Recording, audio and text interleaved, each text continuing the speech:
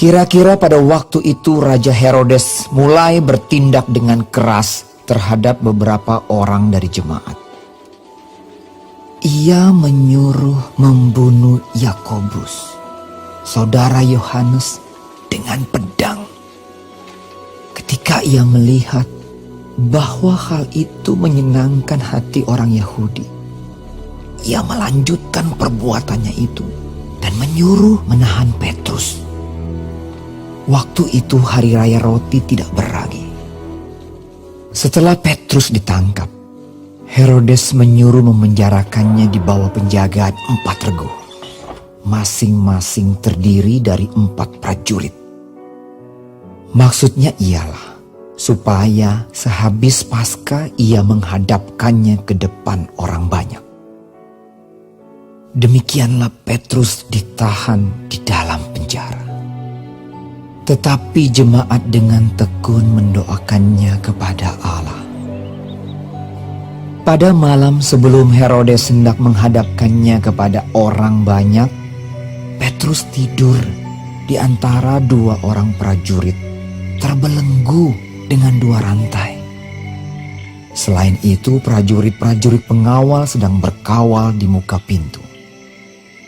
Tiba-tiba, berdirilah seorang malaikat Tuhan dekat Petrus, dan cahaya bersinar dalam ruang itu. Malaikat itu menepuk Petrus untuk membangunkannya. Katanya, "Bangunlah segera." maka gugurlah rantai itu dari tangan Petrus. Lalu kata malaikat itu kepadanya, "Ikatlah pinggangmu dan kenakanlah sepatumu." Ia pun berbuat demikian. Lalu malaikat itu berkata kepadanya, "Kenakanlah jubahmu dan ikutlah aku." Lalu ia mengikuti malaikat itu keluar, dan ia tidak tahu bahwa apa yang dilakukan malaikat itu sungguh-sungguh terjadi. Sangkanya ia melihat suatu penglihatan. Setelah mereka melalui tempat kawal pertama dan tempat kawal kedua, sampailah mereka ke pintu gerbang besi yang menuju kota. Pintu itu terbuka dengan sendirinya bagi mereka. Sesudah tiba di luar, mereka berjalan sampai ke ujung jalan. Dan tiba-tiba malaikat itu meninggalkan dia.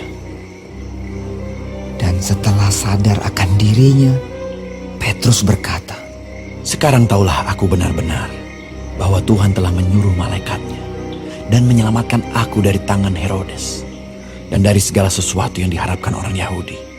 Dan setelah berpikir sebentar, pergilah ia ke rumah Maria, ibu Yohanes yang disebut juga Markus.